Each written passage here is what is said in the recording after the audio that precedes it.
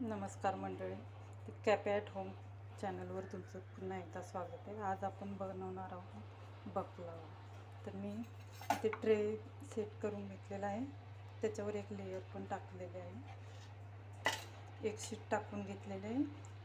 त्याच्या अगोदर tray तुपाने Greece करून घेतलेला आहे. आता आपण त्याच्यावर पुन्हा या लेयरवर थोडंसं तूप लावून घेऊया ब्रशनं. अशा आपण 3 लेयर करून घेऊया.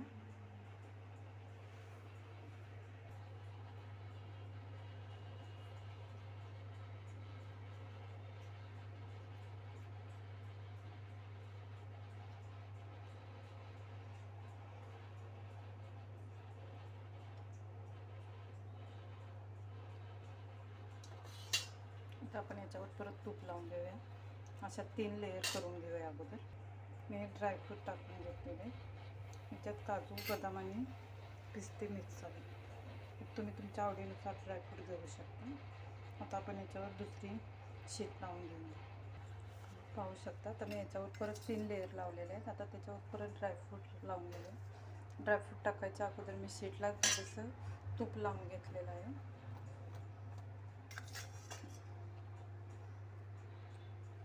ड्रायफ्रूट सगळीकडे एकसारखे पसरून घेऊया आणि परत ह्याच्यावरती 3 शीट लावून घेऊया.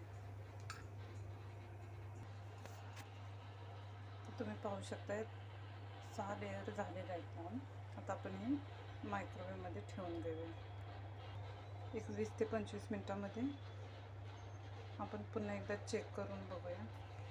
वरून आणि खालून व्यवस्थित गोल्डन कलर आला असेल तर, नाहीतर परत 10 मिनटं ठेवायचं. टोटल 35 मिनटं लागतात. चला तर इकडे आपण मायक्रोवेव्हमध्ये लावून घेतलेला आहे आपला बकलावा.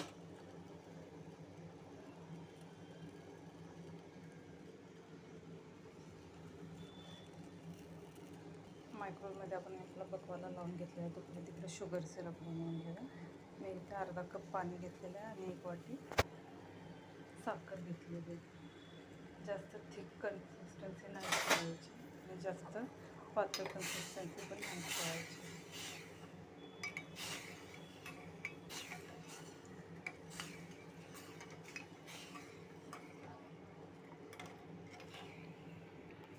तिथे पाहू शकता आपले शुगर सिरप पण तयार झालेलं. एवढी कन्सिस्टन्सी पाहिजे. लास्टचा थेंब एकदम हलकं पडला पाहिजे. बस आता हे आपण बंद करून पाहू शकता तुम्ही हा बकलावा काढून घेतलेला आहे. आता आपण त्याच्यावर शुगर सिरप टाकून घेऊया. छान असा गोल्डन कलर आलेला आहे. त्याचे हे कट मारून घेतलेले आहेत. त्याच्यात हे शुगर सिरप टाकून घेऊया आपण.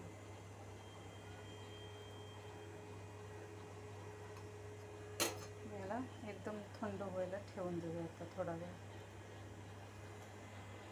तर पाहू शकता तयार झाला आहे आपला हा बकलावा.